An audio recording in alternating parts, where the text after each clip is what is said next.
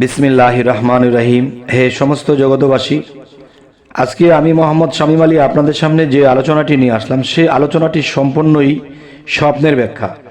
যে স্বপ্নগুলো দেখলে আপনারা একটি কাজে ধরবেন, আপনাদের লাভ হবে, আর কোন কাজটি স্বপ্ন দেখলে কোন কাজটি ধরলে আপনাদের লস হবে বা আপনাদের প্রচুর ধন সম্পদ নষ্ট হয়ে যাবে বা সামনে কোনো বিপদগ্রস্ত হবেন, এই জিনিসগুলো জানার জন্য আজকে আপনাদের সামনে স্বপ্নের ব্যাখ্যা নিয়ে হাজির হইলাম। তবে অবশ্যই আপনারা খেয়াল করে শুনবেন। অবশ্যই যে কটা স্বপ্নের ব্যাখ্যা বলা হবে, এর মধ্যে দেখা যায় অনেকগুলো স্বপ্নই আপনাদের জীবনের কোনো না কোনো বিপদের কাজে লেগে যাবে, আপনারা সেই বিপদ থেকে উদ্ধার পেয়ে যাবেন। অবশ্যই আল্লাহ কিন্তু মানুষকে আগাম কিছু জানিয়ে দেয়, তুমি এই কাজটি ধরো না, এই কাজটি করো না, এটি করলে তুমি বিপদগ্রস্ত হবে। তাই আল্লাহর কোনো দোষ থাকে না, কিন্তু আমরাই চিরকালের দোষী হয়ে থাকি। কিন্তু আল্লাহকে বলতে থাকি যে আল্লাহ বিপদগ্রস্ত হইল, তুমি দেখলে না, চাইলে না, কিন্তু ঠিক না। আল্লাহ আগে থেকে আমাদেরকে খবর দিয়েছে, কিন্তু সেই ইঙ্গিত, সেই ইশারা আমরা বুঝিনি। তবে স্বপ্নের তাবিরগুলো যদি আমরা বুঝে চলতে পারি, তাহলে ইহকাল পরকালে আমরা কখনোই ঠকব না। আমরা ইনশাআল্লাহ আল্লাহর পথেও ঠিক থাকবো, দুনিয়াবিতেও ঠিক থাকবো। তাই অবশ্যই খেয়াল করে শুনবেন যে আপনি যদি কখনো স্বপ্নে দেখেন ঈগল পাখি, তো ঈগল পাখি দেখলে আপনি কি বুঝবেন? অবশ্যই ঘুম থেকে উঠে চোখ কসলাচ্ছেন আর ভাবছেন যে এত বড় একটা ঈগল পাখি আমার উপর দিয়ে আসা যাওয়া করছে, উড়তেছে আর চেউ চেউ করে ডাকছে। এর অর্থ হবে যে আপনার মালের অনিষ্ট হবে এবং দুঃখের আগমন, এই জিনিসটি বুঝতে পারবেন। তখনই আপনারা আল্লাহকে সরাসরি একটি সেজদা দিয়ে আল্লাহর 3 কুল সূরা পড়ে নিজের বুকে ফু দিবেন যে হে আল্লাহ, এই অনিষ্ট হতে তুমি আমায় রক্ষা করো। আচ্ছা, এরপরে আসবো ইশ দেখলে আপনি কি বুঝবেন? যে প্রচুর ফসল হওয়ার চিহ্ন। যে আপনি যদি গৃহস্থ কোনো লোক হন, তবে আপনার প্রচুর ফলাফল হবে, ভালো হবে। এবং আপনি যদি চাকরি ব্যবসাতে থাকেন, তাহলে আপনার ভালো ফলাফল পাবেন। আচ্ছা, এরপরে আরেকটি বিষয় হলো ঈদের নামাজে রত দেখলে আপনি কি বুঝবেন? দেখা গেছে মানুষ যখন ঈদগার মাঠে নামাজ পড়ে, তখন সবাই যখন সেজদারত হয়ে আছে বা রুকুরত হয়ে আছে, এই অবস্থা আপনি যদি স্বপ্নে দেখেন, তাহলে আপনার জীবনে কি হবে? এটার ব্যাখ্যা হবে যে নিরানন্দ দূর হবে এবং স্বাস্থ্য উন্নতির লক্ষণ। সুবহানাল্লাহ, আলহামদুলিল্লাহ। আল্লাহ যেন আমাদেরকে ভালো ভালো কিছু দেখায় এবং ভালো ভালো কিছু বুঝে যেন চলতে পারি, এবং বিপদ যদি দেখায় আর বিপদকে দেখে যেন আমরা বিপদকে এড়িয়ে চলতে পারি। আল্লাহ আমাদেরকে সে তৌফিক দান করুন। তবে আরও কিছু বিষয় হলো, ইমানের সাথে মৃত্যু হতে দেখলে আপনি কি বুঝবেন? যে কোনো মানুষ বা আপনি নিজে, অনেক মানুষে কিন্তু স্বপ্নে দেখে সে মৃত্যুবরণ করেছে, সে মারা গেছে, এরকম কিছু দেখে। আবার কেউ কেউ দেখে অন্য কেউ মারা যাচ্ছে। তাহলে ইমানের সাথে মৃত্যু হতে দেখলে আপনি কি বুঝবেন? অবশ্যই এটা বুঝবেন যে ধর্মের উন্নতি, আশা ও দীর্ঘ আয়ু হওয়ার লক্ষণ। সুবহানাল্লাহ, আলহামদুলিল্লাহ। আচ্ছা, এবার আসবো ঈসা আলাইহিস সালাম এর বাদশাহী নেয়ার দেখলে আপনি কি বুঝবেন? ঈসা আলাইহিস সালাম এর বাদশাহী নেওয়ার দেখলে বা নেওয়া দেখলে কি বুঝবেন? যে এটার ব্যাখ্যা হবে আরামে থাকবে, কিন্তু বন্ধু হতে ভয়ের আশঙ্কা থাকবে। আপনি সুখ স্বাচ্ছন্দ্য, সমাজে ভালোই চলছেন, ভালোই খাবেন, চাকরি বাকরি ব্যবসা বাণিজ্য, আপনি ভালোই আছেন, কিন্তু আপনি কোনো বন্ধুকে নিয়ে দেখা যায় আতঙ্কে থাকবেন যে সে আমার কোনো ক্ষতি করতে পারে, সে আমার নিজের মানুষ হয়ে হয়তো সে আমার এমন কিছু করে ফেলবে যে আমার সংসারটা পথে বয়ে যেতে পারে। তাই এ বিষয়ে সতর্ক।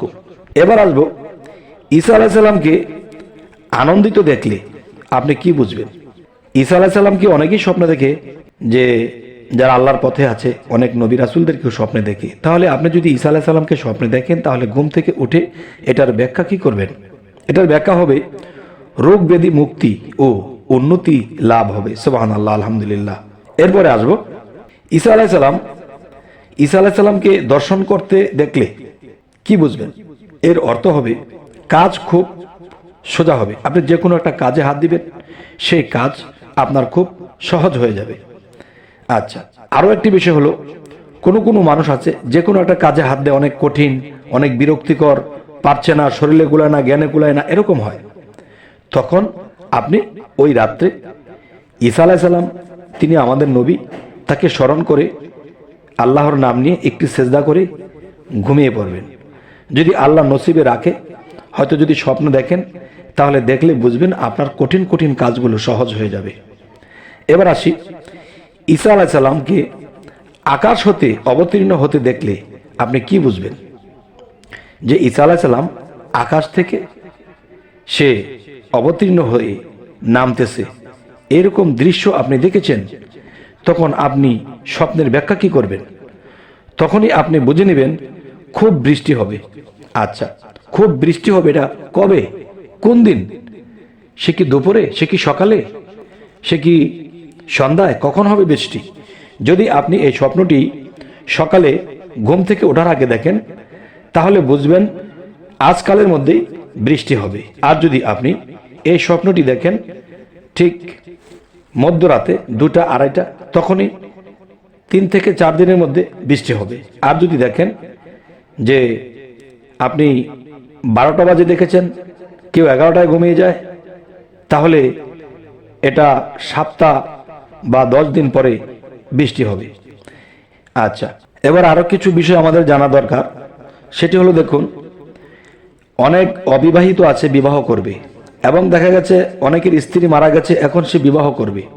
তো স্ত্রী মারা গেছে, এখন তার বিবাহ করার প্রয়োজন। এখন দেখা গেছে আগের স্ত্রী যেমনই ছিল, এখনকার স্ত্রী যদি দুষ্ট হয়, খারাপ হয়, সেটা কি করে বুঝবেন? যদি আপনি স্বপ্নে দেখেন যে ইঁদুর আপনার ঘরে এটা সেটা কাটাকাটি করছে, এটা সেটা করতেছে, তখনই আপনি বুঝবেন আপনি একটা দুষ্ট স্ত্রী লাভ করবেন। নাউজুবিল্লাহ, নাউজুবিল্লাহ। তাহলে আমরা এরকম স্বপ্ন দেখলে অবশ্যই সতর্ক হব, কারণ একদিনের আনন্দ, একদিনের বিবাহ সারা জীবনের যন্ত্রণা বয়ে আনতে পারবো না, তাই আমরা বুঝে চলব। এবার আসি, ইঁদুর কর্তৃক বৃক্ষ শাখা কাটতে দেখলে আপনি কি বুঝবেন?